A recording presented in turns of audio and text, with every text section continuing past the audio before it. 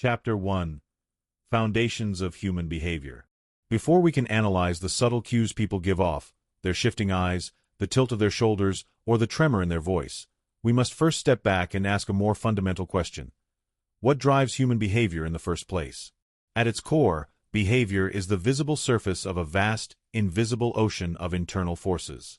Emotions, thoughts, past experiences, beliefs, and even unconscious biases are all swirling underneath every word, movement, or silence.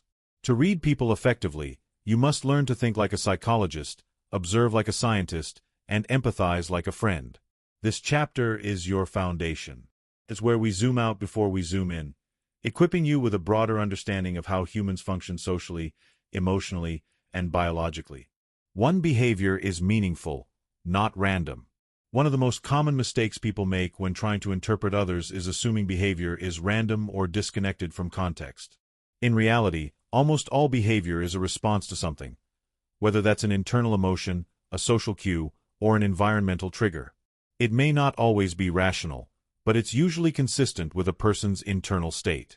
For example, a person who constantly interrupts in conversation might not just be rude. They may have grown up in a household where you had to fight to be heard. Someone who avoids eye contact might not be shady, but simply anxious, shy, or raised in a culture where eye contact is considered disrespectful. The moment you begin to look for reasons rather than make assumptions, your ability to read people sharpens dramatically. 2. The psychology of human needs. Human behavior is often a byproduct of unmet needs. This concept is rooted in psychological frameworks like Maslow's hierarchy of needs, which proposes that people are driven by a progression of needs, from survival at the base to self-actualization at the top. Here's a simplified breakdown. Physiological needs: food, water, rest, health. Safety needs: stability, security, protection. Belongingness and love: friendship, intimacy, social connection. Esteem: recognition, respect, confidence. Self-actualization: purpose, growth, self-expression.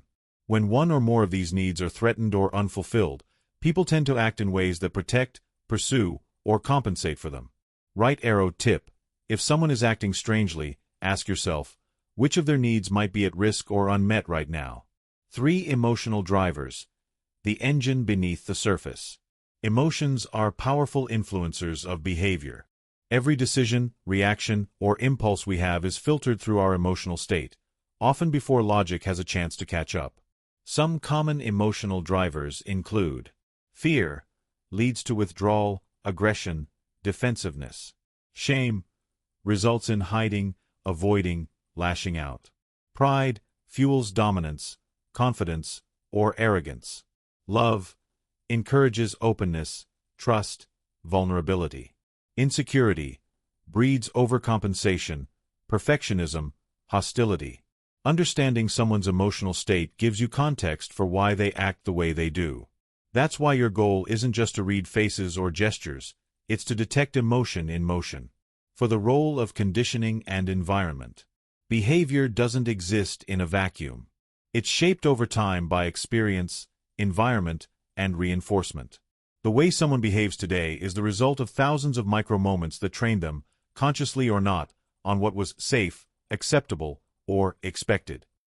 Think about a child constantly praised for being quiet may grow into a conflict-avoidant adult. Someone punished for vulnerability might mask their emotions with sarcasm or detachment. A person raised in chaos may become hypervigilant and over-controlling as an adult. This is called behavioral conditioning, and it means people don't just choose their behaviors out of nowhere. Many of them were trained into it, often without realizing it. Right arrow when reading someone, look at what might have been rewarded or punished in their past. Behavior is often a survival adaptation. 5. Culture and social norms. The invisible lens. Culture isn't just about geography or traditions. It's the invisible framework that tells people what is normal, acceptable, or polite. And it has a massive impact on how people behave. For example, in some cultures, direct eye contact is a sign of respect. In others, it can be viewed as confrontational. Smiling in public might be seen as friendly in one country, or naive in another. Emotional expression may be encouraged or suppressed depending on cultural norms. If you misread behavior by using your own cultural lens, you risk misunderstanding or even offending someone. Right arrow: to read people well, you must constantly check, am I interpreting this behavior based on my own norms or theirs? 6. Personality. The filter through which behavior flows. Personality is the semi-permanent lens through which individuals interact with the world. It's shaped by genetics, temperament, early life experience, and more. Recognizing core traits can help you predict patterns in behavior. Popular frameworks include the Big Five personality traits: openness, conscientiousness, extroversion, agreeableness, neuroticism. MBTI, introvert versus extrovert, thinker versus feeler, etc. DISC, Enneagram, and more. Whether you believe in personality typologies or not, the key point is, people generally behave in patterns. The better you get at spotting these patterns, the easier it becomes to anticipate reactions. Right arrow tip: don't try to label people into a box, but observe recurring traits that seem to influence their decisions and reactions. 7. Stress and the fight, flight, freeze, fawn response. When people are under stress, their behavior can change dramatically. This is because the body activates a survival mechanism, often overriding normal logic or social behavior. The 4 most common stress responses: fight, aggression, arguing, defensiveness. Flight, avoidance, leaving situations, shutting down. Freeze, inaction, mental blanks, dissociation. Fawn, people-pleasing, excessive agreement, appeasement. Being able to recognize these in real time allows you to read why someone is reacting the way they are and what might be triggering them. Right arrow: ask, are they reacting to me, or are they reacting to something deeper? Stress, fear, memory. 8. The role of non-conscious behavior. Some of the most telling behaviors are the ones people don't even know they're doing. These are automatic, non-conscious behaviors that bubble up from internal states. Examples include touching the neck or face when nervous, crossing arms when feeling judged, tapping a foot when impatient, mirroring someone you feel close to. These small gestures aren't chosen, they're revealed.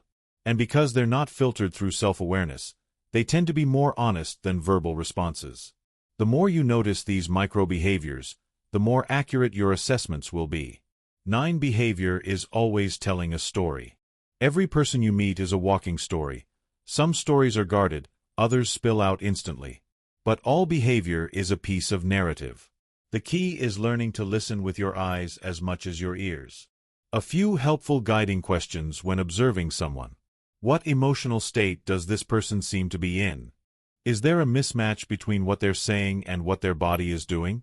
Do their reactions make sense in the context of the environment? What past experiences could have shaped this pattern? By combining empathy with structured observation, you begin to decode not just what a person is doing, but why they're doing it. 10. Ethical observation. Read with respect. With great insight comes great responsibility. As you develop the skill of people reading, it can be tempting to treat others like puzzles or problems to be solved. But people are not formulas. They're complex, emotional beings with layers you can't always see. Your job isn't to expose, embarrass, or manipulate. It's to understand. Observation should lead to compassion, not control. Always ask, am I interpreting this to connect or to judge? Is this helping me understand them, or just making me feel superior? Would I want someone analyzing me this way? Stay curious. Stay kind. Practice prompt. Observational journal. Start a daily or weekly observation journal, where you record interesting behaviors you've seen and what you think they may mean. Then, follow up later if you can. Were your instincts correct? What did you miss? Focus on emotions that seemed out of place. Body language during tense moments. Contradictions between words and expressions. The more you practice mindful observation, the more intuitive it becomes. Chapter 2. Body Language Basics. Listening with your eyes. In every moment of human interaction, there's a conversation happening beneath the surface. One that doesn't use words, but instead speaks through posture, gestures, movements, and even stillness. This silent language, body language, makes up the majority of what we communicate. In fact, studies suggest that more than half of our communication is nonverbal, meaning that we often say more with our bodies than with our mouths. If you've ever had a gut feeling that someone was lying, uncomfortable, or secretly interested in you, before they said a word, you were probably picking up on subtle physical cues. This chapter will teach you how to tune into those cues intentionally. Reading body language isn't about guesswork or snap judgments. It's about becoming a student of behavior, learning to observe with precision and interpret with empathy. What is body language, really? At its core, body language is a physical expression of internal states, emotions, thoughts, intentions, and reactions. When someone is relaxed, their body reflects it. When they're tense or defensive, their body tightens and contracts. Unlike spoken language, body language is often involuntary. This makes it incredibly revealing, because it bypasses the person's filter of self-control.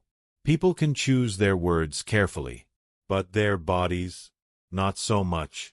Body language includes posture and stance, facial expressions, hand and arm movements, eye behavior, proximity and orientation, breathing and fidgeting.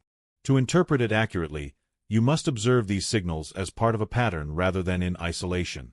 2. The power of posture. Posture is one of the clearest indicators of a person's current emotional and psychological state. The way someone carries themselves tells you whether they feel confident, closed off, uncertain, dominant, or relaxed. Small blue diamond open posture. Upright, with chest slightly forward. Arms relaxed or slightly away from the body. Feet shoulder width apart. Interpretation: confidence, comfort, attentiveness. Small blue diamond closed posture. Arms crossed, legs crossed. Shoulders hunched. Chin tucked down. Interpretation: defensiveness, insecurity, anxiety. Small blue diamond slouched posture. Head hanging, spine curved. Shoulders slumped forward. Interpretation: fatigue, disinterest, low self-esteem. Pro tip: watch how a person enters a room. Do they own their space? Or do they shrink into it? 3. The feet never lie. We often focus on the face when reading people, but the feet are far more honest. Why? Because we rarely think about them, making them less consciously controlled. Here's what to look for. Feet pointing toward someone equals interest or attraction. Feet angled toward the door equals desire to leave or disengage. Shifting weight from foot to foot equals impatience, anxiety. Tapping or bouncing foot equals nervous energy or restlessness. Pay attention to where someone's lower body is facing during conversation. It often reveals where their attention and comfort lie. Forearms, hands, and gestures. Our hands are natural extensions of our thoughts. We use them to emphasize, express, shield, and signal. Becoming fluent in hand language gives you a deeper understanding of what someone is really trying to communicate. Palms up together, open palms. Common during explanation or appeal. Suggest honesty, transparency, and vulnerability. I have nothing to hide. Raised fist, clenched fists. Sign of stress, tension, or suppressed anger. May be subtle, tight fingers, or overt, closed fists.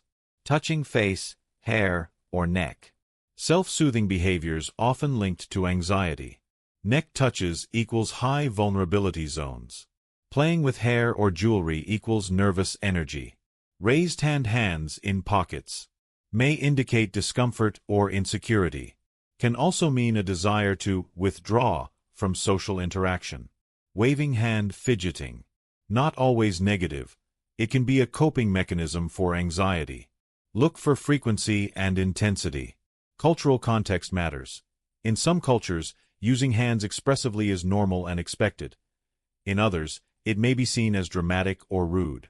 5. The power of space. Proxemics. Proxemics is the study of how people use space in social interactions. How close someone stands to you, or how far away they move, can tell you a lot about how they feel. Small blue diamond public distance. 12+ feet formal, non-personal. Small blue diamond social distance, 4 to 12 feet casual conversations, acquaintances. Small blue diamond personal distance, 1.5 to 4 feet friends, trusted coworkers. Small blue diamond intimate distance, 0 to 1.5 feet close friends, partners.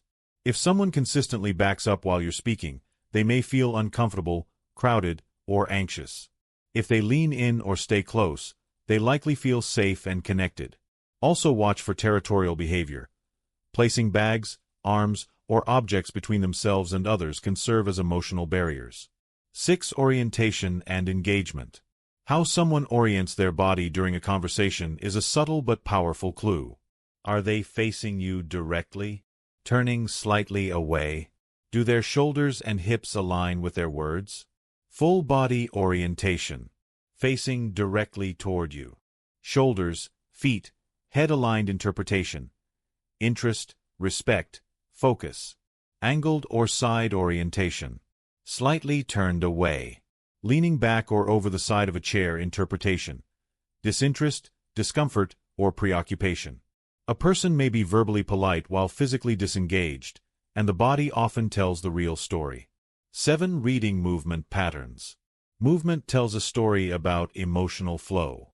People move differently when they're calm, excited, intimidated, or impatient. Counterclockwise arrows button fluid movements. Smooth gestures. Natural pacing interpretation. Comfort, self-assurance, relaxed state. High-voltage jerky or abrupt movements. Quick gestures, sharp turns interpretation. Nervousness, stress, fear. Turtle minimal movement. Hands hidden, stiff posture interpretation. Anxiety, restraint, or guardedness. Observe what's normal for that individual, and then watch for deviations. Sudden changes in movement often reflect a change in emotional state. 8. Breathing and micromovements. Breathing patterns are deeply linked to our nervous system. When a person is nervous or agitated, their breathing becomes shallow or quick. A sudden deep breath might indicate a need to calm down or prepare to speak up. Also notice. Swallowing or clearing the throat equals hesitation or discomfort. Jaw tension or lip compression equals frustration or restraint. Eyebrow movement equals surprise, confusion, disbelief. These micromovements often happen in less than a second, but they carry real emotional weight. Learning to spot them requires slowing down your observation. 9. Clusters are key. Don't read in isolation. One of the most common mistakes beginners make is assigning too much meaning to a single gesture. Example. Someone crosses their arms. Are they angry, cold, comfortable? They look away. Are they lying, shy, deep in thought? Context plus clusters equals clarity. Always look for multiple signals that support the same interpretation. When 3 or 4 signals point to the same emotion, your accuracy increases dramatically. 2.10 The baseline principle. People have unique default behaviors. One person may fidget constantly, while another is always motionless. One might speak with big hand gestures, another barely moves. To read someone accurately, you need to establish their baseline, their normal, untriggered state. Then ask, what changes under stress? What's different around certain people? What behaviors appear only in certain topics? Deviation from baseline is often where the truth reveals itself. Practice exercise. Silent observation. Spend 10 to 15 minutes observing people in public, cafes, parks, waiting rooms. Without listening to conversations. Observe posture, gestures, and facial expressions. Write down your interpretations. Watch for any signs of tension, interest, or discomfort. Later, if possible, cross-check your guesses based on how the interaction unfolds. Do they laugh, leave, argue, get quiet? Chapter 3. The Language of the Face. Reading Emotions Through Expression. Among all the tools we use to understand others, the human face remains the most immediate, intimate, and revealing. It's where emotion surfaces first, where attraction blooms, where fear flickers, and where even lies struggle to hide. A single expression, lasting no longer than a blink, can speak volumes about a person's internal world, often revealing more than their words ever could. We are biologically wired to interpret faces. From infancy, we learn to read our caregivers' expressions to navigate danger, warmth, attention, or rejection. These instincts don't disappear. They evolve. As adults, we continue scanning faces for clues, consciously and unconsciously, searching for validation, signs of connection, or evidence of deception. Facial expressions are universal. Across cultures, backgrounds, and languages, the basic emotional expressions, happiness, sadness, anger, fear, surprise, disgust, and contempt, appear consistently. A smile in New York means the same thing as a smile in Nairobi or Tokyo. Our evolutionary blueprint etched these reactions into our biology, allowing us to recognize emotional states instantly and instinctively, even in strangers. Yet, while emotions may be universal, the expression of those emotions can vary in strength, frequency, and visibility. Some people wear their hearts on their sleeves. Others mask every flicker of feeling with practiced neutrality. The art of reading facial expressions lies in observing subtle changes, contrasts, and inconsistencies, not just dramatic outbursts. The most revealing part of the face is often the eyes. They do far more than see, they signal. When someone is genuinely engaged, their pupils dilate. When someone feels threatened, their blinking might increase. In moments of deep concentration, the eyes narrow and fixate. When anxious or guilty, they dart to escape. Eye contact is also loaded with meaning. Sustained gaze can suggest interest, dominance, or honesty. Avoiding it might indicate discomfort, shyness, or deceit, but not always. Cultural factors play a strong role in eye behavior, and misreading this signal without context can lead to false conclusions. Still, the direction of gaze, speed of movement, and frequency of blinking offer a reliable stream of emotional information, especially when paired with other cues.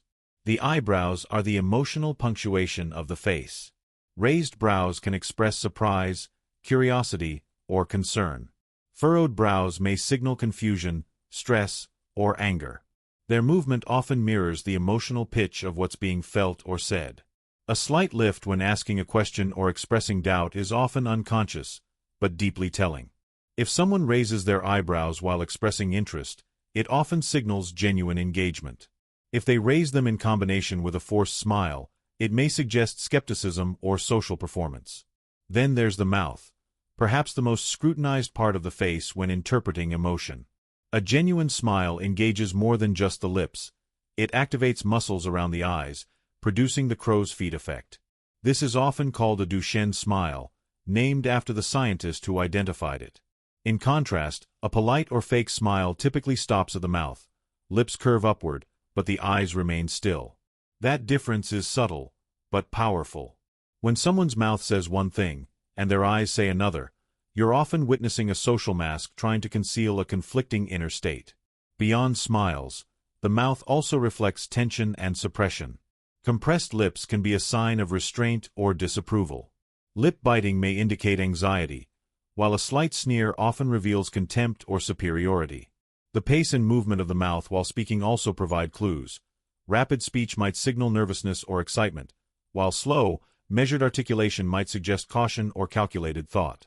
Cheeks and the surrounding areas aren't to be overlooked. Flushed cheeks can suggest embarrassment, excitement, or emotional arousal. Pale or tightened skin around the cheeks may signal fear or stress. When people are genuinely pleased or laughing, there's a lifting of the cheeks that's hard to fake. When someone smiles only with their lips, the cheeks often remain inactive, another tell that the emotion is not fully authentic. The jawline is another source of tension signals. A clenched jaw often indicates frustration, restraint, or inner conflict. When someone's trying not to say something, or trying to suppress a reaction, their jaw may tighten involuntarily. You might also notice jaw movement when someone is nervous, grinding their teeth slightly, or swallowing often to soothe themselves. A slack jaw, on the other hand, may point to surprise or emotional overwhelm.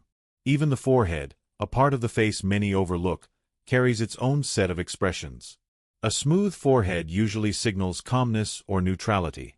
But when emotions rise, especially worry, surprise, or anger, lines form, muscles tighten, and the skin reacts. A vertical line between the brows is often a giveaway of long-term stress or frequent concern. Horizontal lines across the forehead may appear briefly in moments of surprise or mental strain. One of the most fascinating aspects of reading the face is the concept of micro-expressions. These are involuntary, fleeting expressions, lasting a fraction of a second, that reveal a person's true feelings before they can consciously mask them. A person might say, "I'm fine," with a smile, but if a flicker of sadness crosses their face first, it can tell you they're far from okay. Micro-expressions are difficult to fake and even harder to suppress, which is why they're often used in behavioral analysis and deception detection. The challenge lies in spotting them. You have to train your perception to recognize patterns and trust your intuitive sense of incongruence. Often, your brain picks up on these inconsistencies before your conscious mind can explain them. That's why we sometimes say someone felt off, even if we can't explain why. Understanding facial expressions requires practice, but it also requires presence. You must observe without assumption and listen without interruption. Try watching people as they listen rather than when they speak. The most honest reactions often surface in response, not during performance. Observe the tiny tightening of lips when someone hears an unpleasant truth, or the momentary smirk when someone hears something they secretly agree with but won't admit. Reactions are where real emotion leaks through. Context, as always, is essential. A raised eyebrow in a job interview means something different than one in a romantic conversation. A smile at a funeral could be grief masked as grace or simply a fond memory. Reading faces without considering the situation leads to error. Always ask, what would a reasonable emotional reaction be here? Is the expression matching the context or standing out? Another important nuance in interpreting facial cues is cultural conditioning. In some cultures, expressive faces are the norm. In others, stoicism is expected. Someone from a reserved culture may appear cold or unreadable, not because they lack emotion, but because they were taught to contain it. Others may smile frequently regardless of emotion because it's considered polite or expected. That's why observing baseline behavior, how someone typically expresses themselves, is vital. If a typically calm person suddenly stiffens or flashes irritation, the change is what matters more than the signal itself. Likewise, individual differences play a huge role. Some people frown when thinking, even if they're not upset. Some squint naturally. Others appear anxious even when they're calm. To read a face well, begin by understanding what's normal for that person, then look for deviations. Your goal is not to catch people in emotional contradictions, it's to understand them more clearly. Facial expressions are not lies. They are layers. Sometimes people aren't even aware of what they're showing. They may be saying what they think they should say, while their face is telling you what they actually feel. The more you observe these moments with neutrality and curiosity, the better your understanding becomes. In daily practice, watch people in public, on the train, in a cafe, during a conversation. Try to guess their emotional state based on their expressions alone. Are their smiles engaged or mechanical? Do their eyes shift when discussing certain topics? Are they truly relaxed, or simply performing composure? You'll start noticing that most emotions live right beneath the surface, waiting to be seen by anyone who knows how to look. Reading faces is not about judgment. It's about attunement. It's about empathy. When you observe someone's expression with presence, when you notice their moment of hesitation or their hidden hurt, you're not just analyzing a face. You're witnessing a person trying to be understood. And that's the real heart of reading expressions, to see others not as puzzles to solve, but as people to recognize. Their face is the doorway, and you now have the key. Chapter 4. The eyes have it, decoding gaze, blink, and pupil behavior. Some call them the windows to the soul, others think of them as mirrors of the mind, but whatever metaphor you choose, the eyes hold a unique power in human connection. They can express interest without a word, reveal hidden fear in a second, or betray a lie while the lips tell a perfect story. More than any other part of the face, the eyes speak a language of their own. Unlike posture or even gestures, eye behavior is often involuntary. This makes it especially useful when learning to interpret someone's true emotional state. The movement of the eyes, how long they look at something, how often they blink, how wide they open, where they focus, can tell you what words hide. A person's gaze is rarely random. It's guided by attention, driven by thought, and shaped by instinct. Start with gaze. Where someone looks, and how long they hold that gaze is deeply revealing. Eye contact is one of the most direct forms of nonverbal communication. It can create intimacy or tension, show respect or challenge, and even define power dynamics. When two people meet eyes, it's as if their inner worlds briefly align. But the meaning behind that connection depends on the context, the culture, and the comfort level between them. Sustained eye contact during conversation often signals interest, confidence, or honesty. It indicates a desire to be seen and to see. But when someone avoids your gaze entirely, it doesn't always mean deception. It could just as easily be a sign of shyness, discomfort, or cultural norm. In some regions of the world, particularly parts of Asia or the Middle East, prolonged eye contact with authority figures or strangers can be considered disrespectful or even aggressive. In Western cultures, however, a lack of eye contact, especially when answering a question, may trigger suspicion. Still, reading the truth in someone's eyes isn't about whether they look at you or not. It's about when, how often, and in what emotional state they do. For example, imagine someone speaking fluently and passionately, then suddenly breaking eye contact and looking down while saying, "I'm fine."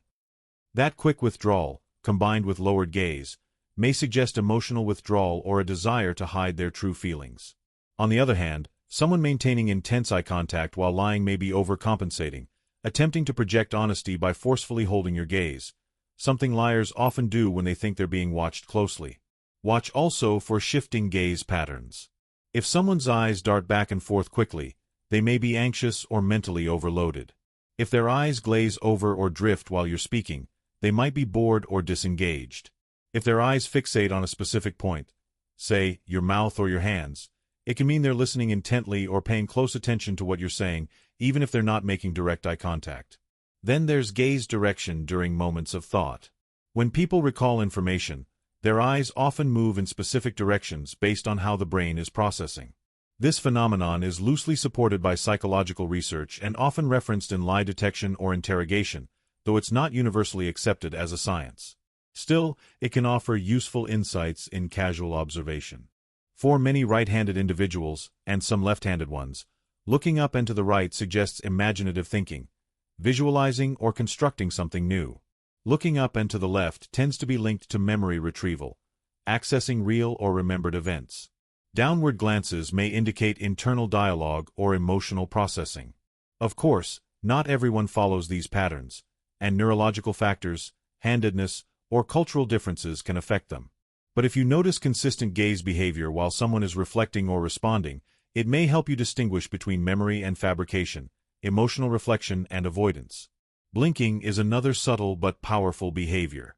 While we all blink naturally to keep our eyes moist and clean, changes in blinking patterns can signal shifts in mental or emotional state. Rapid blinking may occur when someone is nervous, under stress, or even lying. It's a way the body copes with increased cognitive load.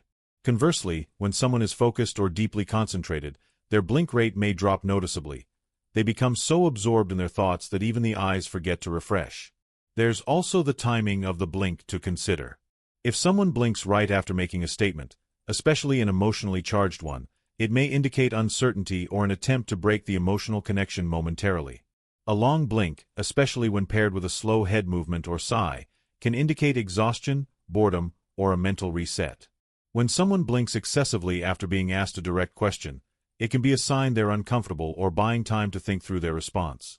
Then there's pupil dilation, one of the most subtle and least consciously controlled indicators of emotion and interest. The pupils expand when we're exposed to low light, but they also dilate in response to emotional arousal, excitement, attraction, fear, or surprise. When someone is genuinely engaged in a conversation or experience, their pupils may widen slightly. When someone is disinterested, threatened, or bored, their pupils often constrict. It's no coincidence that humans tend to find larger pupils more attractive. Throughout history, poets and artists have described the dark eyes of desire, or eyes that widen with wonder. Even without knowing the science, we've instinctively understood that dilated pupils signal positive emotional states. Advertisers and actors often use this effect to create subconscious appeal. Of course, pupil dilation is not always practical to observe in everyday settings. Lighting conditions, eye color, and distance all make it difficult to detect. But in close conversations, especially in calm lighting, pupil size can be a powerful secondary signal. If someone's pupils noticeably dilate as they talk to you, it might mean they're interested, excited, or emotionally stirred, even if they're trying to hide it. Eye behavior also reflects emotional regulation. During difficult conversations or moments of vulnerability, someone might glance up to hold back tears. This upward eye movement is often a literal attempt to prevent crying. You might also notice someone blink rapidly or tilt their head slightly while trying to compose themselves. These are subtle forms of self-soothing and emotional control. People also use their eyes for nonverbal communication in social coordination. A glance at the clock, a glance toward the door, a shared look with someone across the room. These are silent cues that communicate intention, focus, or even alliance. In group settings, people often look toward whoever they see as the leader or dominant presence. If someone speaks and everyone glances toward a particular person for their reaction, you've likely identified the group center of influence. Pay close attention to the synchronization of eye movements with speech. When someone is being genuine, their gaze usually matches the emotional tone of what they're saying. If they're expressing joy, their eyes brighten and lift. If they're recalling something painful, their gaze may drop or shift to the side. When there's a mismatch, like someone laughing while their eyes remain dull or unfocused, it might suggest forced emotion or concealed discomfort. Reading the eyes is also about watching how they respond rather than just how they appear. Eyes are reactive. They respond to light, to emotion, to people. The shift from tension to relief, suspicion to trust, doubt to connection. These moments happen in the eyes long before the words catch up. Still, no single cue is ever conclusive. As with all body language, eye behavior must be interpreted in clusters and context. A blink means little on its own. A lack of eye contact could be cultural. Pupil dilation could be caused by lighting. But when you observe multiple signals converging, when someone's eyes narrow, their gaze shifts, their blink rate increases, and their voice tightens, you're getting a fuller picture of their internal state. In practice, training your observation of eye behavior starts with patience. Watch people in conversation. Try focusing only on their eyes for a few moments. Notice how often they blink, where their eyes move during different topics, how long they hold gaze, and when they look away. Then shift focus to the interplay between eyes and the rest of the face. Are their expressions congruent? Do their eyes match their smile? Is there warmth or tension behind the gaze? One of the most effective exercises is watching interviews on video with the sound muted. Observe when the subject's eyes shift, when they blink, when their pupils change size, if visible, or when they drop eye contact. Then replay with sound and compare your observations to the emotional content of the conversation. Over time, you'll begin to notice more than most people ever do. Ultimately, reading eyes isn't just about spotting lies or decoding signals. It's about connection. When you look into someone's eyes and really pay attention, you're doing more than analyzing, you're witnessing them. You're tuning in to a deeper level of awareness, where emotion and truth surface, even in silence. The more fluently you learn to read this silent language, the more easily you'll navigate social dynamics, build trust, and respond with empathy. Because to see someone clearly, truly, and fully is one of the most powerful forms of understanding there is. Chapter 5. The Speaking Hands, Uncovering Truth Through Gestures and Touch. Before we learn to speak, we reach. We point. We wave. We push. In our earliest stages of life, our hands are our first language, an instinctive tool for connection, exploration, and expression. And that early habit never truly leaves us. The hands, more than any other part of the body, reveal what's happening beneath the surface of spoken language. They are emotional amplifiers, sometimes subtle, sometimes loud. When we're passionate, our hands rise. When we're unsure, they fidget. When we're threatened, they close. When we trust, they open. Unlike the face, which can be carefully managed, and the eyes, which often retreat when someone feels exposed, the hands are frequently left unattended, making them deeply honest. Most people aren't taught to control their hand gestures, so what spills from their fingers and wrists is often pure, unfiltered emotion. One of the first and most important distinctions when observing hands is the difference between expressive gestures and self-regulating movements. Expressive gestures are used to support or emphasize speech, pointing to make a statement, spreading the fingers to suggest openness, chopping through the air to convey authority. These are outward and intentional, even if unconscious. They typically reflect the person's communication style or cultural upbringing. Self-regulating movements, on the other hand, tend to be more subtle, nervous, and unconscious. These include fidgeting, hand-rubbing, touching the face, tapping the table, cracking knuckles, or playing with objects. These movements usually emerge under stress, discomfort, or emotional pressure. They serve as coping mechanisms, helping the person self-soothe or discharge internal tension. Observing the contrast between these two modes gives you immediate insight into whether someone is in control of the moment or managing something internal. Start by paying attention to the position of the hands when someone is at rest. Are their hands visible, relaxed, and open? That usually signals comfort, confidence, and emotional openness. People who show their palms tend to invite trust. They're quite literally revealing that they have nothing to hide. In prehistoric times, showing empty hands meant you weren't holding a weapon. In modern times, it still sends the same message, subconsciously. When someone keeps their hands hidden, under the table, in pockets, or behind their back, it doesn't always indicate deception, but it can suggest discomfort or guardedness. This is especially important in formal settings like interviews or negotiations, where people often overthink their posture. If someone's hands stay out of sight throughout an entire interaction, it may be because they're unsure, overcautious, or feeling exposed.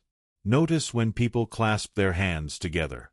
Clasping the hands tightly, especially with interlocked fingers or white knuckles, can signal self-restraint, stress, or internal conflict. Sometimes people clasp their hands just beneath their chin while speaking, especially when trying to appear thoughtful or serious.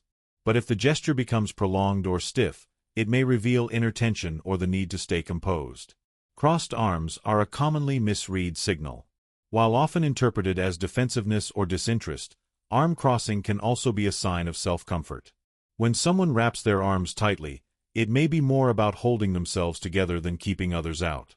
This is especially true in situations where someone feels vulnerable or overwhelmed. Hand movement also changes significantly based on emotional state. People who are calm tend to use fluid, smooth hand motions. Their gestures are synchronized with their speech, creating a natural rhythm. When someone is excited or passionate, their hands tend to move faster and more expansively.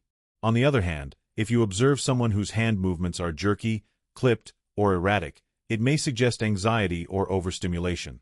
One gesture to watch carefully is hand wringing, when a person repeatedly squeezes one hand with the other. This is almost always a stress indicator. It's a subconscious way of working out inner tension, especially in emotionally loaded situations. People also rub their fingers together or repeatedly touch their thumbs when nervous. Finger gestures offer their own vocabulary. Pointing with the index finger can be a sign of emphasis, aggression, or control. In some cultures, pointing is seen as rude or confrontational, while in others, it's simply emphatic. An open-fingered point, with the whole hand or several fingers extended, tends to be softer and more collaborative than a single sharp jab of the index finger. When someone repeatedly points during conversation, especially without realizing it, they may be asserting dominance or trying to control the narrative. On the opposite end of the spectrum are self-soothing hand gestures, such as stroking the back of the hand, rubbing the thighs, or lightly touching the neck or collarbone. These behaviors signal anxiety, discomfort, or a need to regulate emotion. You might see this when someone is being questioned, put on the spot, or trying to stay composed during confrontation. It's especially revealing when paired with shallow breathing or subtle shifts in posture. Touching the face is another hand behavior that often slips through unnoticed, but it's rich with meaning. When someone touches their nose, covers their mouth, rubs their eyes, or scratches their neck during conversation, it can signal discomfort, hesitation, or even deception. These aren't definitive proof of anything, but when they cluster with other cues, like sudden eye shifts, nervous laughter, or vocal changes, they become meaningful. Lip touching or lip pursing is often a sign that someone is holding something back. They may be trying not to speak, struggling to stay composed, or simply uncomfortable with what's being said. If you're delivering feedback and someone starts touching their lips or face, you might be hitting a nerve. Fidgeting, tapping fingers, clicking pens, rolling objects in the hand, is another important signal. While some people naturally fidget out of habit, A spike in fidgeting behavior during conversation can indicate nervous energy, impatience, or an emotional trigger. If someone suddenly starts tapping their fingers after you ask a question, it could mean the question unsettled them. Handshakes, though often brief, offer an immense amount of social data. A firm handshake usually conveys confidence and assertiveness. A limp handshake may suggest insecurity, passivity, or discomfort. Someone who grips too tightly might be overcompensating or asserting dominance. The duration of a handshake matters, too. Holding on for too long can feel invasive. Pulling away too soon can come across as disinterest or social anxiety. Then there's the double handshake, where someone uses both hands, wrapping one around the other person's hand. This can be a genuine signal of warmth and sincerity, or a strategic move to control or manipulate. Context, again, is key. The way someone uses their hands with others is also a powerful indicator of comfort and connection. Gentle touches on the arm or shoulder can signal rapport and warmth, but only if done in an appropriate and welcomed context. Touch is culturally and personally variable. What feels friendly to one person might feel invasive to another. But in close relationships, touch often increases as trust builds. The absence of touch, especially when expected, can suggest distance or tension. Pay special attention to what happens when someone mirrors your hand gestures. This is a powerful sign of rapport and unconscious bonding. If you notice that someone begins to reflect your movements, leaning in when you do, using similar gestures, matching your rhythm, it means they're subconsciously syncing with you. Mirroring happens when people feel aligned, empathetic, or emotionally in tune. Conversely, if someone breaks mirroring, crossing their arms after you open yours, pulling away when you lean in, it can indicate emotional withdrawal or discomfort. These shifts are especially telling when they occur suddenly or without external explanation. In group dynamics, you can often spot hierarchies or tension by watching hand behavior. The person with the most fluid, confident gestures, often using expansive movements, relaxed palms, and frequent pointing, tends to be the one with social dominance or authority. Those with tighter, more contained hand movements, or who keep their hands in their lap or pockets, are often in subordinate or deferential positions. When someone sits at a table and spreads their hands over a wide area, placing a phone, coffee, notebook across a broad space, they are literally and symbolically claiming territory. It's a form of dominance or confidence that extends their physical and psychological footprint. In high-stakes situations, interviews, confrontations, negotiations, watching hand behavior becomes even more valuable. When the pressure rises, people struggle to maintain composure across every part of their body, and the hands are often the first to reveal what's cracking beneath the surface. To build your skill in observing hands, begin by consciously watching what people do with their fingers during conversation. Are they expressive or restrained? Do they touch their face when nervous? Do their gestures match the tone of what they're saying? How often do their hands disappear from view, and why? Try watching a televised interview with the sound off, focusing only on hand and arm behavior. Does the speaker gesture rhythmically with their words? Do they fidget when asked something unexpected? Are their hands helping tell the story, or hiding the truth? Over time, these observations will become natural. You'll begin to notice the subtle difference between a nervous tap and an authoritative point. You'll spot the clenched hand under the table or the palm that never opens. And in those quiet moments where the hands speak louder than words, you'll hear what most others miss. Hands don't just help us communicate, they reveal what the mouth often conceals. To read someone with accuracy, never forget to look down. Chapter 6. The Architecture of Posture. How people stand, sit, and reveal themselves. Before a word is spoken, before a gesture is made, there's posture, the baseline position from which all other body language flows. It's the unspoken architecture of presence, the way someone occupies space when they believe no one is watching, or when they know everyone is. A person's posture is not just about bone structure or physical health. It is a visible reflection of their internal state, their level of confidence, emotional comfort, social awareness, and sense of control.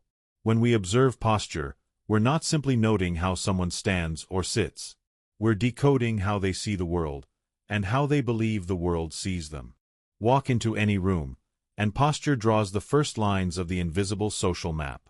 The person standing tall with squared shoulders and relaxed limbs often draws the eye first.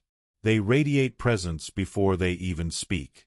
Meanwhile, someone hunched over with crossed limbs may quietly signal discomfort, anxiety, or a desire to withdraw. These silent signals are always being broadcast, even when no one is consciously paying attention. One of the first principles in reading posture is to look at how much space someone occupies. Confident people tend to take up more space, not aggressively, but naturally. They allow their arms to rest openly at their sides or drape comfortably over chairs.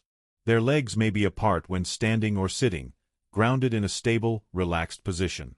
These postures suggest ease, confidence, and a certain comfort in one's own body.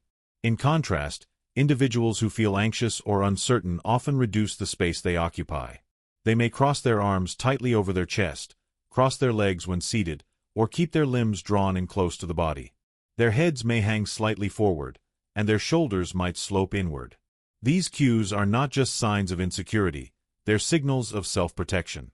The person is guarding themselves, physically and emotionally. Sometimes, posture reflects not just personal comfort but perceived power dynamics. In group settings, leaders, or those who feel in control, often adopt more upright, expansive stances. They may lean back while sitting, showing relaxed dominance, or stand tall with their feet planted firmly apart. Their movements are deliberate, and they maintain an open line of sight. Subordinates or those seeking approval may lean forward more, nod frequently, or even shrink slightly in the presence of authority. Leaning is a particularly useful signal to watch. When someone leans toward you in conversation, it usually means they're interested, engaged, or open to connection. The lean is subconscious. People physically move closer to what they like or want. When someone leans away, even slightly, it can indicate discomfort, disinterest, or disagreement. If this lean coincides with other withdrawal signals, like crossed arms, tightened lips, or a lack of eye contact, it's often a reliable indicator that the person is either emotionally checked out or preparing to disengage. Pay attention to the spine. A straight, aligned spine, not stiff, usually reflects confidence, alertness, and readiness. Someone who sits upright with their shoulders back and chest open tends to feel either comfortable or prepared. This posture is often seen in people who are used to being listened to or taking leadership roles. Meanwhile, a slouched spine can suggest low energy, sadness, or disconnection. When someone's shoulders roll forward and their back curves, it might reflect mental fatigue or emotional withdrawal. However, be careful not to confuse physical tiredness or casual relaxation with emotional distress. Context is everything. For example, a person curled on a couch while watching a movie may be completely relaxed, whereas someone with that same posture during a serious discussion may be emotionally retreating. Posture also varies by intent. People who are trying to impress may unconsciously puff out their chest, raise their chin, or exaggerate their posture. This is often seen in competitive or performance-based environments. Think of job interviews, first dates, or sales pitches. These postures can seem artificial, but they are still informative. They reveal that the person cares how they're perceived, and they're actively managing that perception. Conversely, someone who is trying to appear invisible may fold in on themselves. They sit on the edge of a chair, keep their head low, avoid eye contact, or place objects, like bags or laptops, in front of them as barriers. This person may not feel they belong, or they may be dealing with insecurity, shame, or social anxiety. Even subtle shifts in weight can be revealing. A person who shifts frequently from one leg to another while standing may be anxious or uncertain. A person who stands with weight equally distributed and stillness in their limbs is often grounded and calm. Constant shifting, fidgeting, or adjusting posture may signal restlessness or emotional turbulence. One especially interesting posture cue appears when someone stands or sits with their arms behind their back. This can signal a number of things, depending on context. In formal settings, it may show respect or restraint. In more casual settings, it can reflect confidence, especially if combined with a relaxed spine and steady gaze. However, if the hands are tightly clasped or fidgeting behind the back, it might indicate hidden tension or nervous energy. Sitting posture can be even more nuanced than standing posture. When seated, people often reveal more about their emotional state because there's less pressure to perform physically. Watch how someone places their legs, arms, and torso when sitting. A person who leans forward, elbows on knees, head slightly tilted, is usually engaged and focused. Someone who sits back with their arms draped over the back of the chair may feel dominant or overly casual. When legs are crossed tightly, especially under a table, it can signal guardedness. In contrast, loosely crossed legs, ankle over knee, for example, often suggest ease or confidence. The direction someone faces while sitting or standing also matters. Are they angled toward you or away from you? Do they turn their entire torso in your direction when you speak, or only shift their head? Full body orientation usually signals interest, attentiveness, and respect. A partial turn or sideways posture may suggest the opposite, or signal the desire to maintain emotional or physical distance. Mirroring again plays a role in posture. When two people adopt similar postures, both sitting forward, both standing tall, both crossing their legs in the same direction, it suggests rapport and connection. Mirroring is almost always subconscious and is often one of the most reliable signs of social harmony. One of the lesser-known signals to observe is asymmetry in posture. For instance, someone might sit with one leg up, one down, shoulders uneven, or leaning more heavily to one side. While asymmetry can simply reflect comfort, in emotionally charged situations it may also reflect internal conflict. The body, like the mind, shows contradiction in its structure.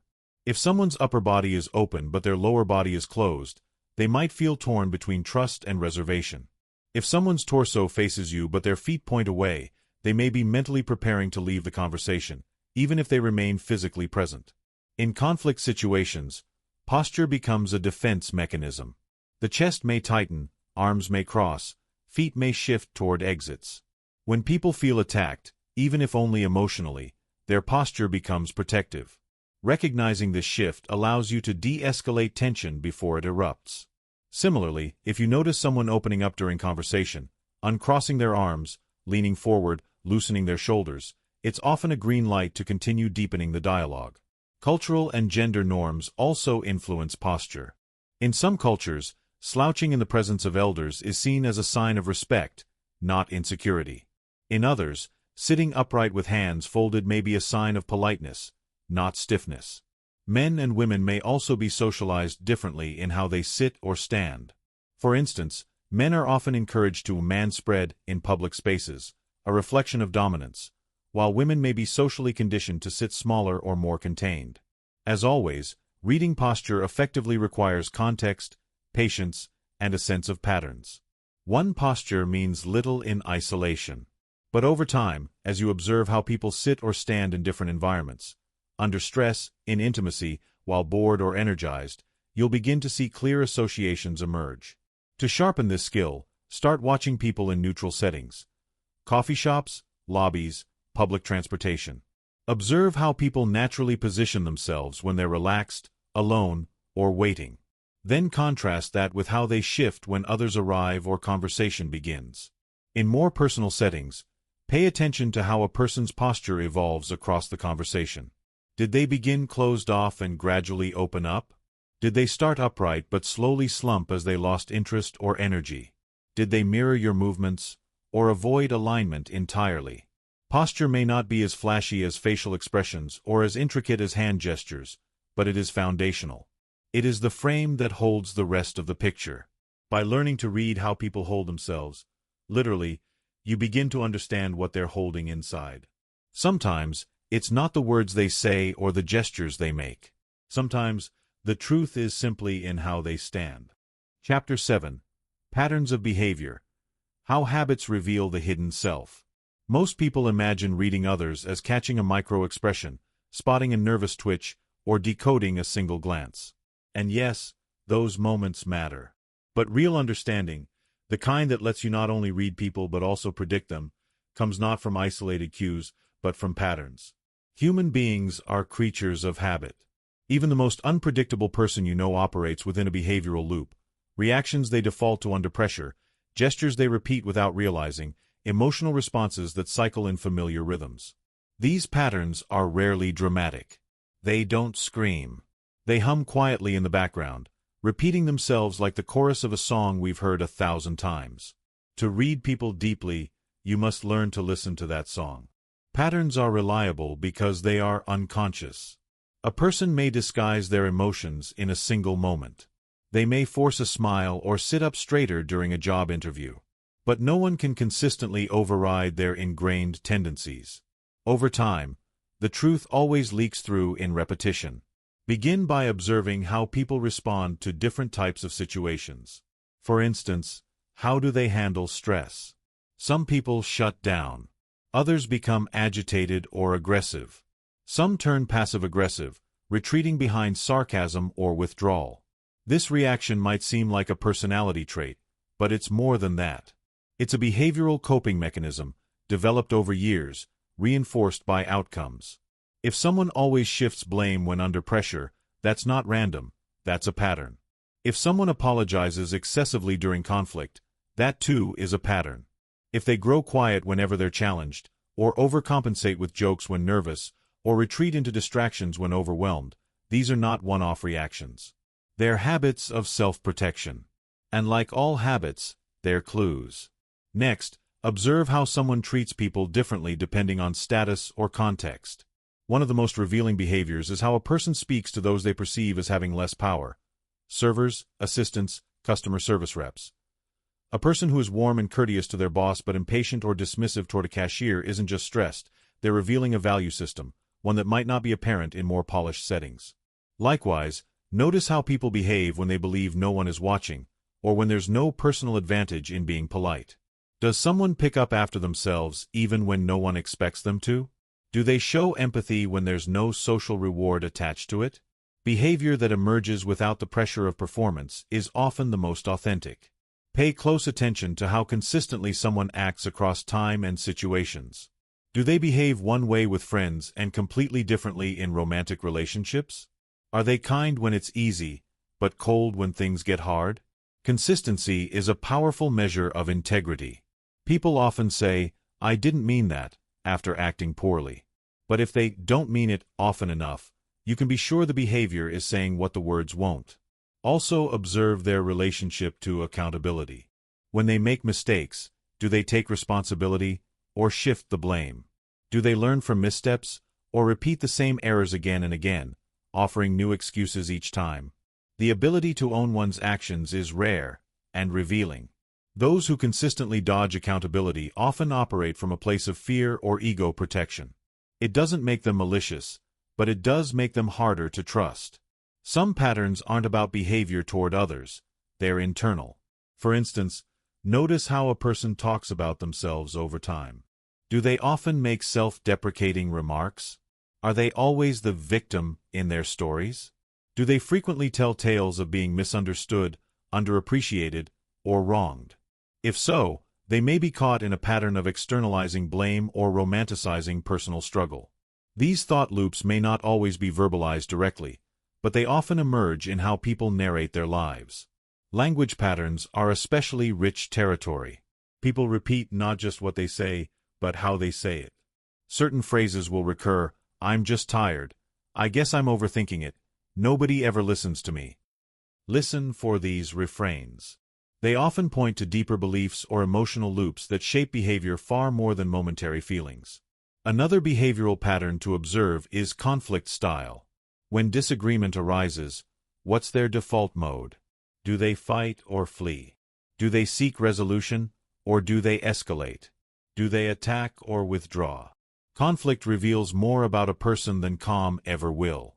Most people have a go-to approach when challenged, and once you've seen it once, you'll likely see it again. Patterns also show up in how people handle intimacy. Do they move in too quickly, seeking closeness and validation before trust is earned? Or do they push others away as soon as things get real? Are they open with their emotions, or do they hide vulnerability behind humor, logic, or silence? Intimacy behavior often follows a script written long ago, sometimes during childhood. Those patterns tend to replay, regardless of how much someone wants to change them. You can also track patterns in how people pursue goals, or don't.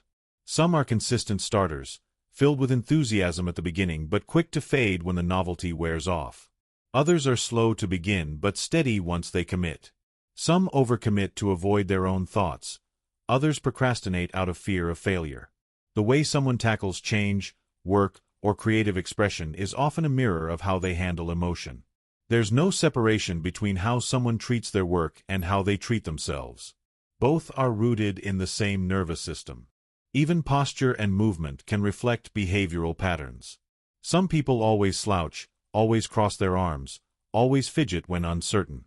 You'll start to notice that these aren't just body language habits. They are somatic expressions of inner scripts. A person who always shrinks in their chair might be expressing something their mouth never does: I don't belong.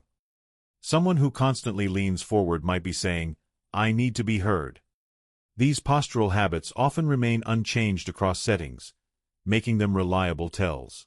What makes pattern recognition so powerful is that it lets you see the person underneath the moment.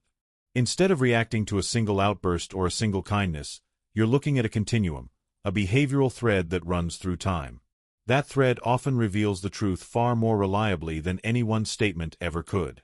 To develop your skill in observing patterns, start tracking behavior across multiple encounters. This requires patience and memory. Make mental notes of how someone responds when disappointed, how they act when praised, how they behave when boundaries are set. Do these reactions stay consistent, or are they wildly unpredictable? If you begin to see repetition, pay attention. The pattern doesn't lie. It's also helpful to separate behavior from personality. Behavior is what someone does. Personality is the story we tell about what they do. Instead of labeling someone as kind or toxic, notice how often they take certain actions. A person might be warm and generous to one group, but critical and controlling with another. That doesn't mean they're fake, it means their behavior is relational. Everyone has multiple sides, and patterns show you which ones dominate and under what circumstances. When patterns are broken, that's where transformation, or tension, lives.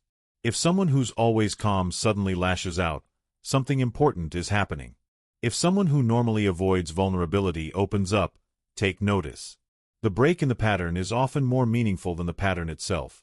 It signals growth, stress, regression, or revelation. Don't just look for red flags. Look for repeating colors, the emotional themes that show up again and again. These might be defensiveness, joy, avoidance, approval-seeking, pride, resentment, or hope. Once you identify someone's emotional themes, you begin to understand not just what they do, but why they do it. As you practice, be mindful not to turn pattern recognition into cold analysis. This isn't about labeling people or creating fixed character assessments. It's about understanding the emotional logic of their lives. All behavior makes sense when you see the pattern that holds it. The person who's always late may fear rejection. The person who dominates every conversation may be terrified of being invisible. The person who never commits may have learned early that stability can disappear without warning. Everyone is trying to feel safe, seen, and in control, whether they're aware of it or not. Their behavioral patterns are the footprints of that pursuit. To observe these patterns with empathy, shift your mindset. Instead of asking, why are they like this? Try asking, what must it feel like to live this way every day? That question will take you deeper into understanding than any single signal ever could. Ultimately, the art of people reading is not about spotting lies. It's about recognizing truth in repetition. What someone says once might be a performance. What they do 10 times is usually who they are. Chapter 8. Micro-expressions. Catching the truth in a flash. Most of us walk through the world believing we can hide our feelings. We smile when we're irritated, nod when we disagree, say we're fine when we're crumbling.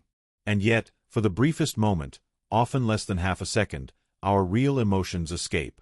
They flicker across the face and vanish before the conscious mind even knows they were there. These flashes are called micro-expressions, and they are the unfiltered language of truth. Unlike controlled expressions, smiles we hold for social comfort or frowns we exaggerate to signal disapproval, micro-expressions are entirely involuntary. They are generated in the limbic brain, bypassing the filters of logic, manners, or self-protection. The person showing the micro-expression often isn't aware it happened. But to the trained eye, it reveals what they're truly feeling. Imagine someone saying, "Of course I'm happy for you," while their lips smile, but for an instant, a shadow of contempt crosses their face. Or someone calmly explaining a situation, only for a flash of fear to ripple across their eyes before disappearing. These moments don't lie. They are authentic signals, and they are powerful. There are 7 universally recognized micro-expressions that are consistent across cultures, genders, and ages. These core emotions are happiness, sadness, anger, fear, surprise, disgust, and contempt. Each has its own facial signature, a precise arrangement of muscles that conveys its presence, even when the emotion is suppressed. Let's start with happiness. A genuine expression of happiness, the kind that emerges from real joy or warmth, is characterized by the lifting of the corners of the mouth and the crinkling of the skin around the eyes. The eyes are key here. A real smile activates the orbicularis oculi, the muscle that creates crow's feet. If the eyes don't smile, the emotion might not be authentic. A smile that stays below the eyes is often a social mask, pleasant, but not sincere. Sadness, on the other hand, tends to involve a drooping of the eyelids, a pulling downward of the mouth corners, and a softening of the eyes. The eyebrows may angle upward in the middle, creating a kind of emotional weight across the brow. When sadness flashes briefly, it may look like a momentary collapse of the face, as though the emotional scaffolding gave out for a second before being rebuilt. Anger is one of the easiest emotions to spot, even in micro form. The brows draw downward and together, the eyes narrow, and the lips may press tightly or flare open. Sometimes the nostrils flare, or the jaw tightens.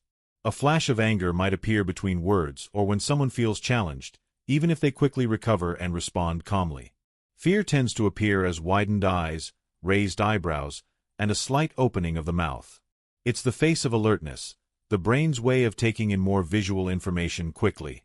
In conversation, a micro-expression of fear might leak out when someone is asked a pointed question or when a boundary is crossed. Even if their words remain composed, the face might betray their anxiety. Surprise looks similar to fear but lacks tension. The eyebrows lift, the eyes go wide, and the mouth opens slightly. However, surprise is more neutral. It lacks the defensive sharpness of fear.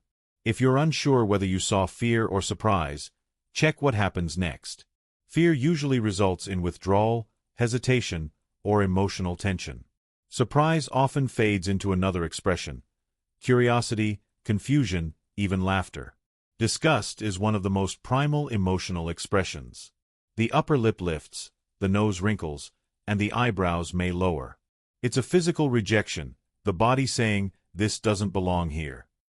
Disgust might appear when someone hears something morally offensive or when they're forced to interact with something, or someone, they subconsciously reject. And then there's contempt, perhaps the most subtle and dangerous of all. Contempt is marked by a slight asymmetrical lift of one corner of the mouth, often resembling a smirk. It's the facial equivalent of superiority, a signal that someone feels morally, intellectually, or socially above another. In relationships, contempt is often a warning sign of deep disconnection. Even when brief, it can carry lasting damage. These 7 expressions appear the same way across the world. A child in Sweden and a teenager in Kenya will show the same micro-expression of fear when startled. A politician in Brazil and a shopkeeper in Turkey will flash the same flash of contempt when annoyed. That's what makes micro-expressions so reliable. They're hardwired into our nervous systems, not shaped by culture or conditioning. But while the facial muscle combinations are universal, the context in which they appear varies. Some people are more emotionally expressive than others. Some are taught to suppress emotion from a young age. Cultural norms may discourage open displays of certain feelings, especially for men, for leaders, or for people in formal environments. That's why a single micro-expression should never be used to make a definitive judgment. It's a clue, not a conclusion.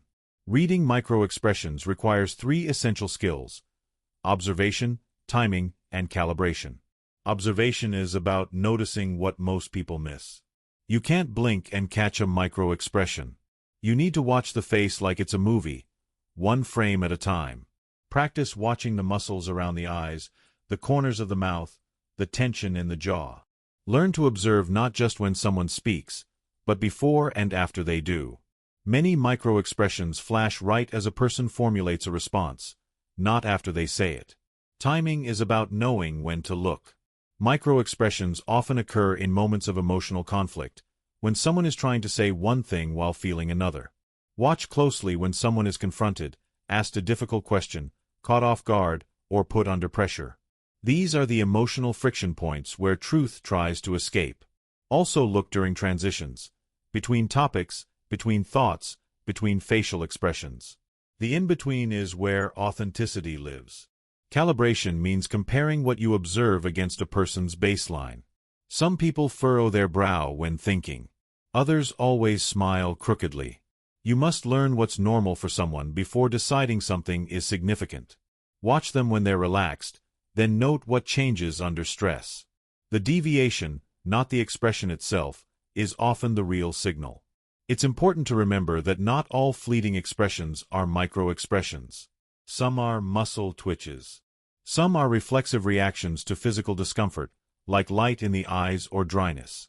Others may be genuine expressions that aren't hidden, just momentary. What defines a micro-expression is not just speed, it's emotional contradiction. The face shows one thing before the brain covers it up with another. That leak is what you're looking for.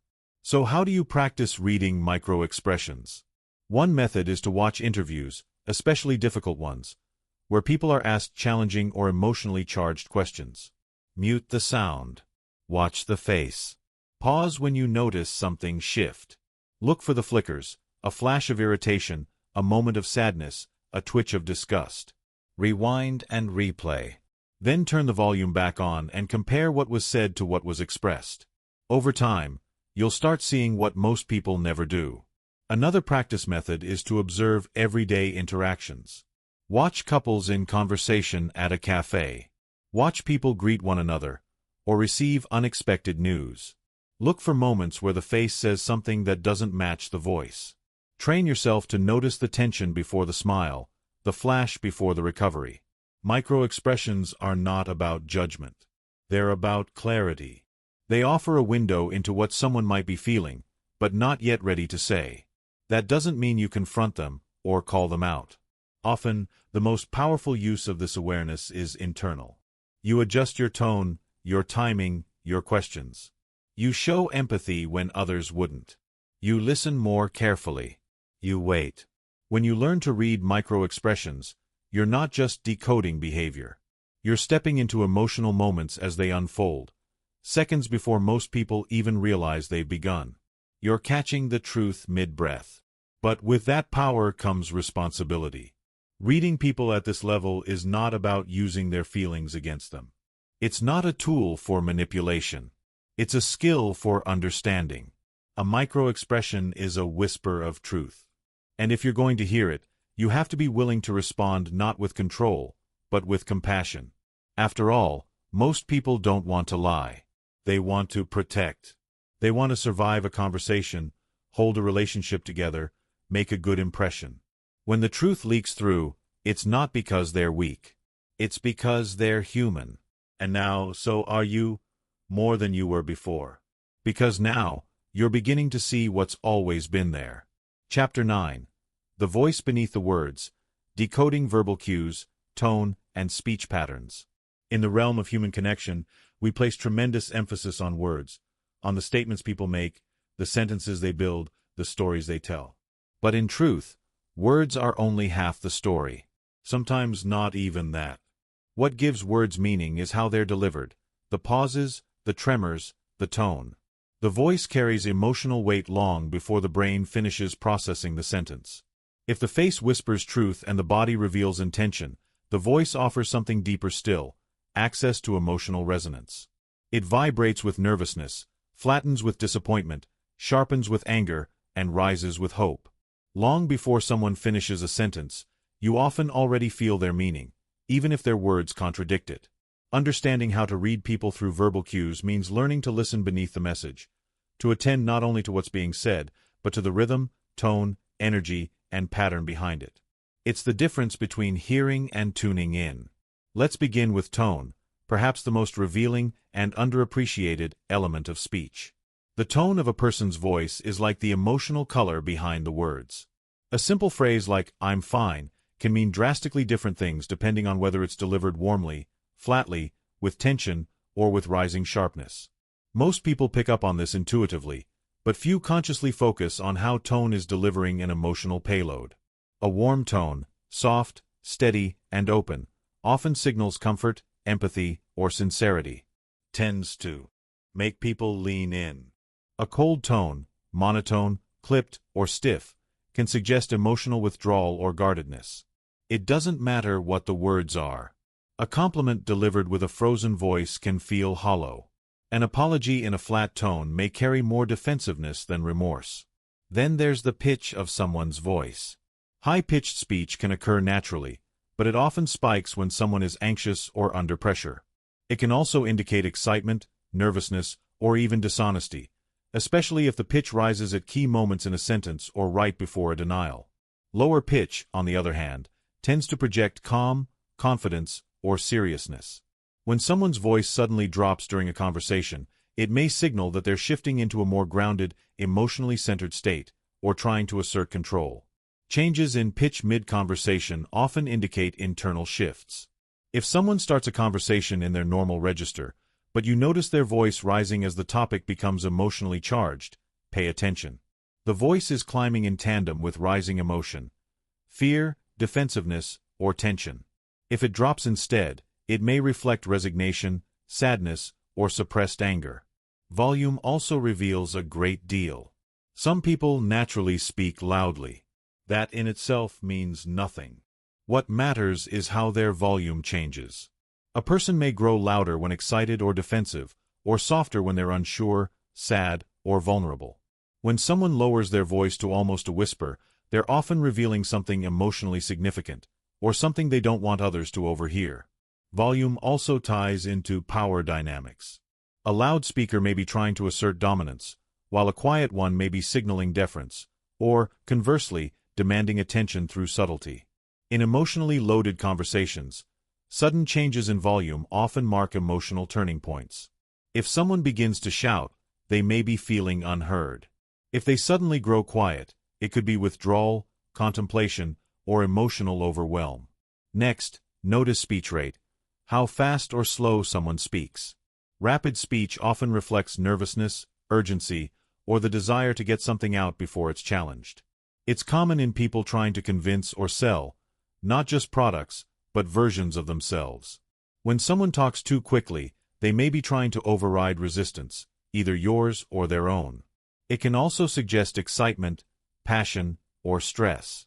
Slower speech, on the other hand, can be a sign of calm deliberation or hesitation. When someone speaks slowly and with measured pauses, they may be carefully choosing their words.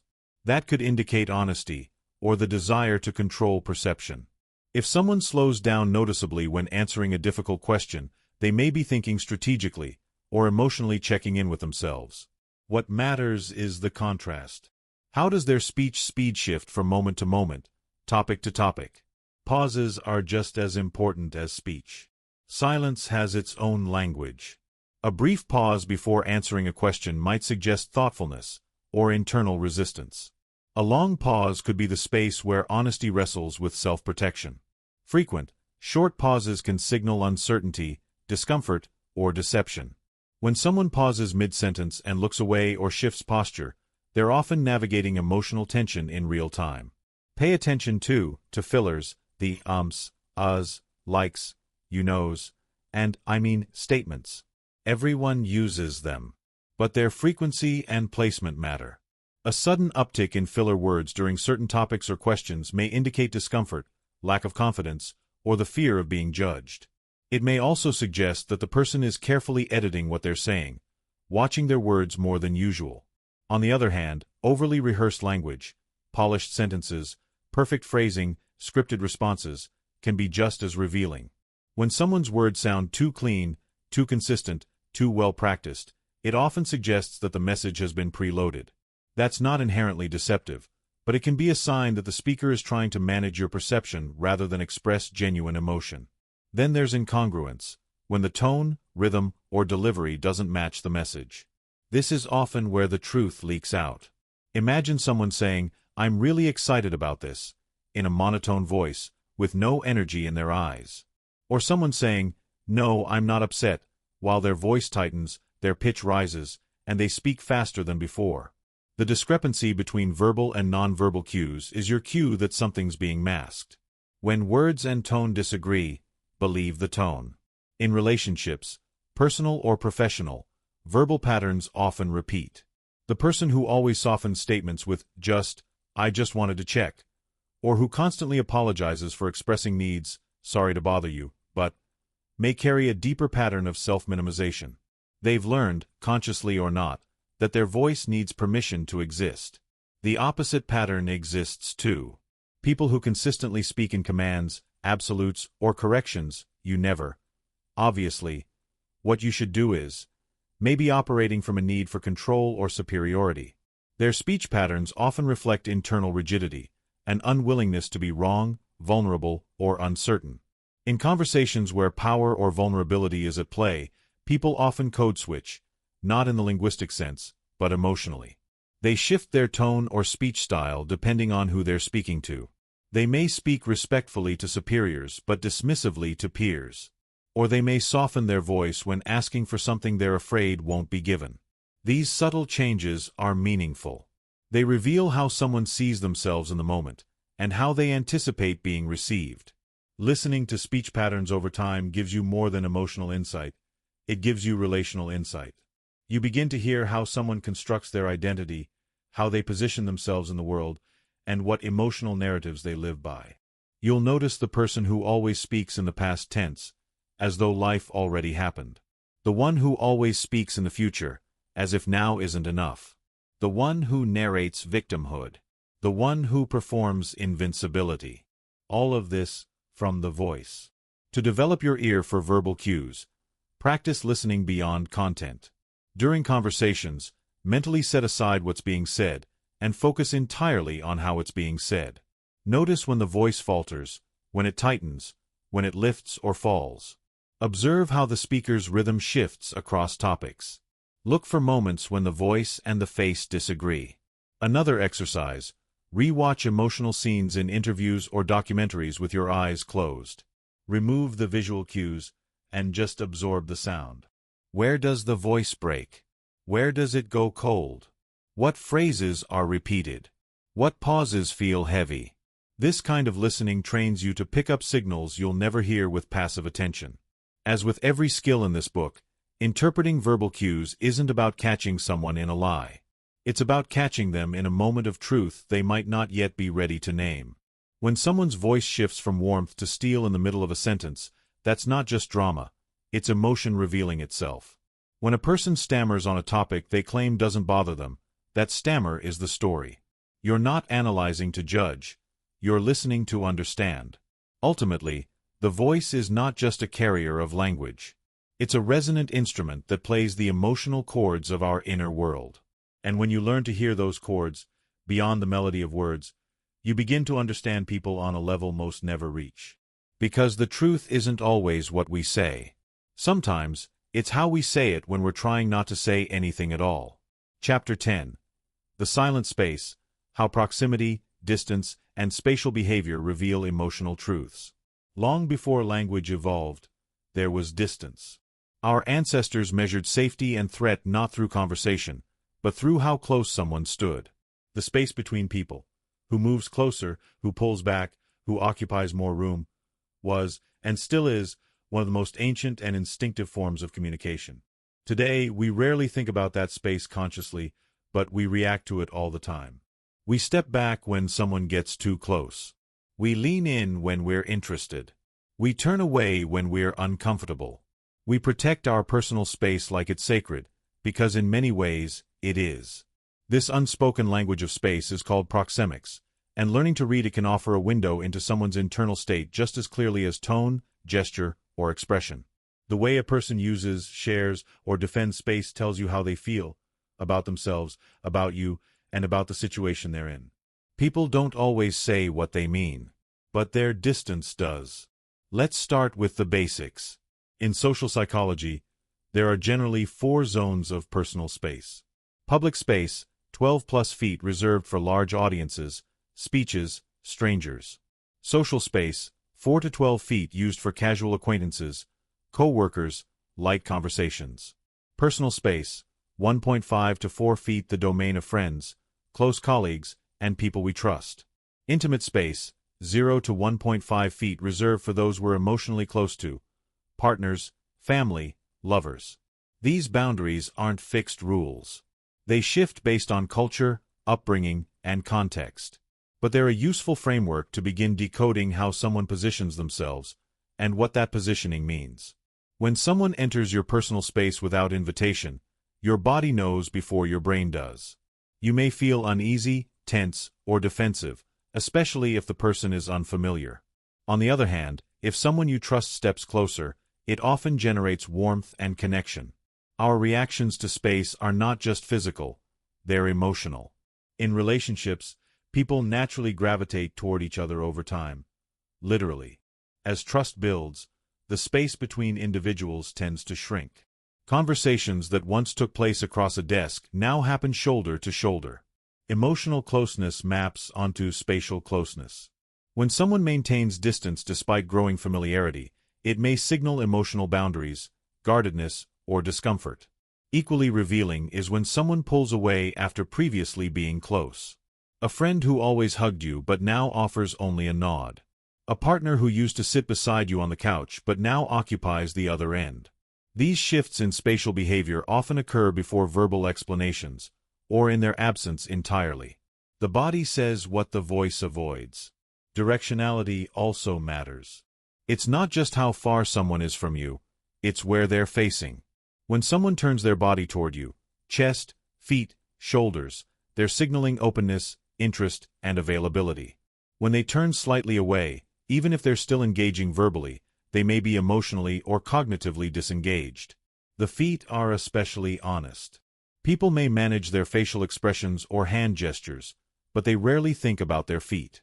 If someone's upper body is facing you, but their feet are pointed toward the exit, it's often a sign they want to leave, or are mentally halfway there.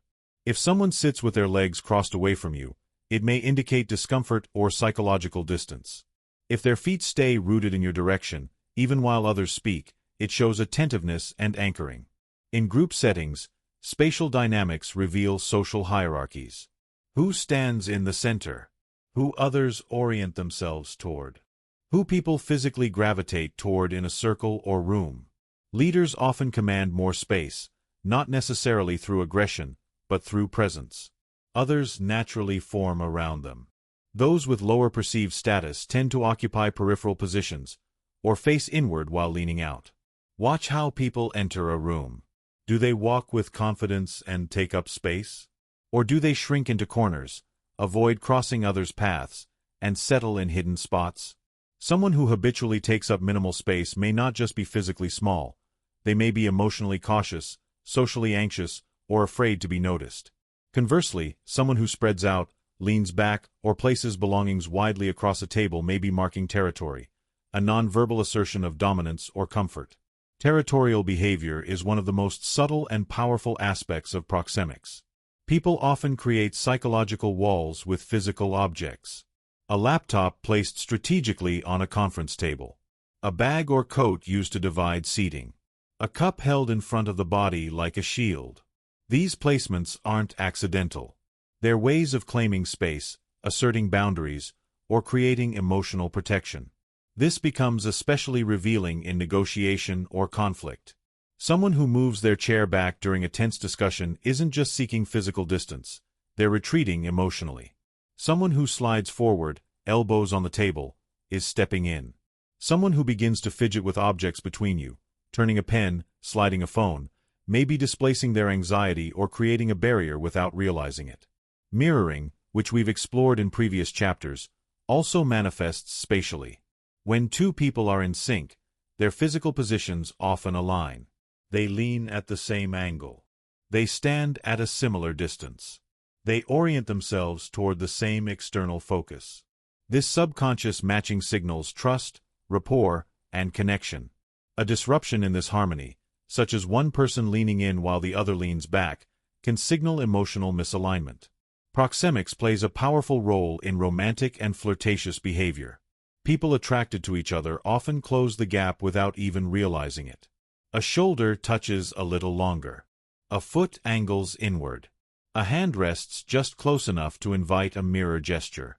In early romantic stages, space becomes fluid, dynamic, electric.